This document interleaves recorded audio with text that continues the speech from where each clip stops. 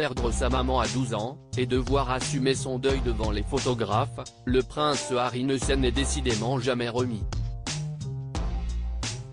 Alors qu'il a toujours raconté le traumatisme ressenti enfant lors de l'enterrement de la princesse Diana, où il avait dû défiler derrière le cercueil avec son père et son frère dans tout Londres, le fils du roi Charles s'épanche dans ses mémoires, attendues pour le 10 janvier, sur les années qui ont suivi le drame. Et notamment sur un fait dont il était presque sûr selon Hello, qui a récupéré quelques extraits en avant-première, sa mère n'était pas morte, mais cachée, pour vivre une vie tranquille et loin des médias qui l'avaient tant rendue malheureuse selon lui.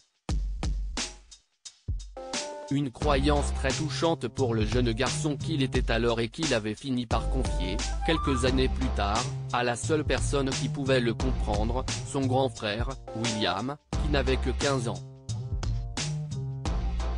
Et selon le cadet, son aîné aurait pensé la même chose pendant longtemps.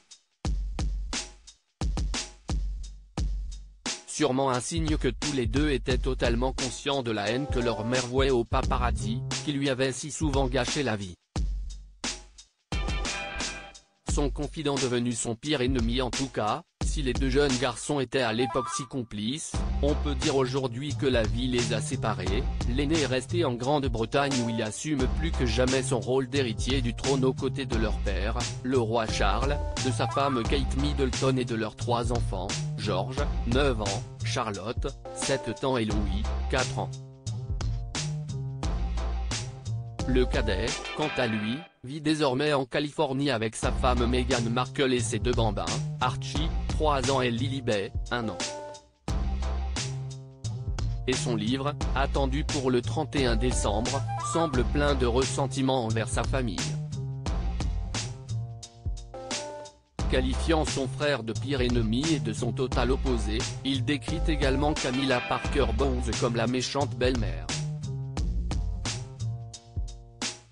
Mais surtout, si est son père qu'il dépeint comme un homme incapable de donner de l'amour à ses fils, notamment au moment de la mort de Diana où il ne les aurait pas embrassés ni réconfortés. Ambiance.